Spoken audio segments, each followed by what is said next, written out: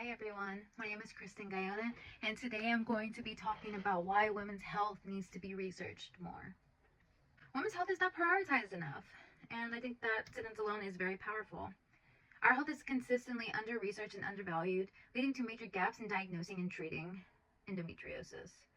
Endometriosis is when endometrial tissue grows outside of the uterus in places it doesn't belong. So it can grow from anywhere, your stomach, your rectum, your lungs, even your brain, anywhere in your body. It acts as if it's a cancer. Increased awareness, research funding, and medical training are crucial for improving women's health outcomes. Now, let's dive right into it, shall we? Endometriosis is one of the most common diagnoses in women with pelvic pain, yet the disease is, as Chopper says, marred with confusion due to the absence of an easy, invasive diagnosis and validated classification system. The ESHRE guideline estimates that 190 million women worldwide live with endometriosis, yet diagnosis still depends on invasive procedures. So the woman right next to you most likely has endometriosis and she has no idea. The women in your life most likely have endometriosis and they have no idea. I am one of the women who has been diagnosed with endometriosis just this past August, despite the fact that I have been in pain for years. Many years, from digestive issues, going to GI specialists, getting a colonoscopy and endoscopy, finding nothing, being told there's really nothing you can do for the pain, but here, take some pain relaxers to help. I have also been dealing with chronic migraines since long as I can remember, and they have recently gotten worse over the years to where I am now seeing a neurologist and taking medicine daily, and I have about 4 different medicines I can take depending on the effects of the migraine. So I recently found out this year that endometriosis could be the reason I am going through every single one of those things in my life, and not one doctor has brought endometriosis to my attention. I brought endometriosis to my attention this year because my period pains were very, very bad. I have experienced bad period pains always, but for some reason I was dealing with them bad this year. The endometriosis was progressing this year for me.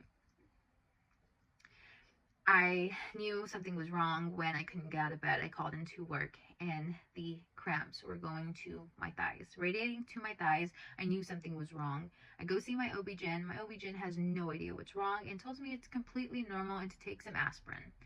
Over-the-counter medicine did not work for me and I just felt unheard. So I started to research into it myself because I know my body. I knew something was going on with me. I was tired more.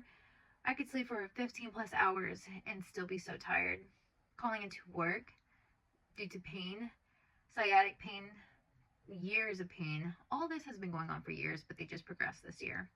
I researched and all my symptoms linked me to endometriosis, and I was wowed by the fact that I had every single one of the symptoms. I go and took it upon myself to look into a specialist, get into see the specialist, and she was like, oh yeah, we usually do surgery to diagnose, but from everything you are dealing with, every single symptom, it sounds like you have endometriosis. And in fact, I know you do. So she starts telling me, about going on a certain diet because it is an inflammation disease as well. I'm bloated 24/7 and in pain just 24/7, and I've lived like this for years. I didn't know any of this was linked to endometriosis though, which explains my GI issues and my migraines and my anxiety, depression, and my hormonal acne, my hot flashes, everything, you name it. Everyone's like, you are having hot flashes at 30? And I'm like, yes, I am. That's not normal. Go get checked out. Today I'm going to touch on the topic again. Women's health, especially endometriosis, is not prioritized enough. Well, if I haven't already mentioned that in my story. On to the next slide here. The problem is endometriosis remains poorly understood. Chopper explains that endometriosis varies widely in severity from subtle to deep forms. We have stages 1 to stages 4 of endometriosis. Each woman even experiences each stage differently. It affects anywhere between 4% of women undergoing tubal ligation to 50% of teenagers. with intractable menstrual pain. Think about what these teens are going through, and they still have to get up and go to school. Same with us women. We have to just ignore the pain and get up and go to work. I am very big on us women having a little bit more extra days in at our jobs or at our employers, and this is something that we should get pushed into law, because we are not the same as men. We carry children, we lose children, we go through our monthly cycles, we are constantly being under stressed. I feel women are treated poorly, especially when it comes to the workforce. A lot of doctors have no study in this field. As you can see from my personal story, my OB-GYN did not bring this to my attention at all.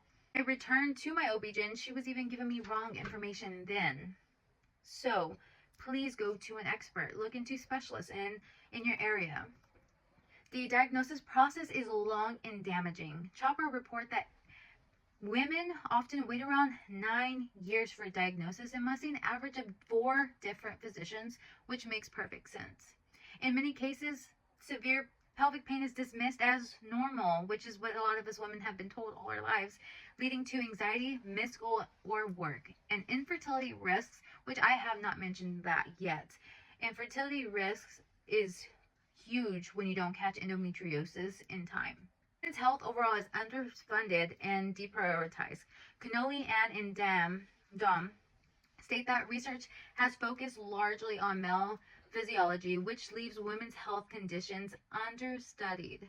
They also note that women live longer than men, but spend more years in poor health, illustrating system inequality in medical research and funding. And this is so sad. The priority isn't inevitable.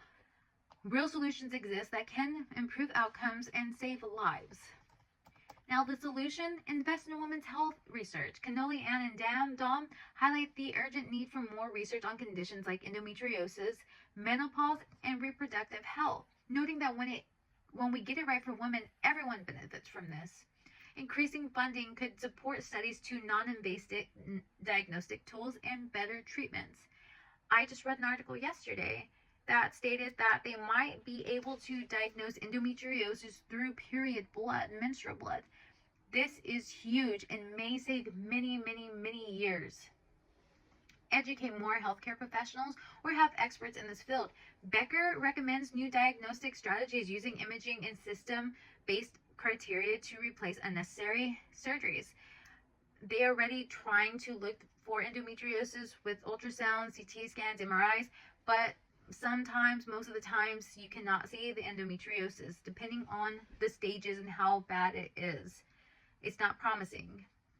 Medical schools' continue education programs need to include women's pelvic pain and reproductive disorders in core training. This is a must if we want things to change for the future.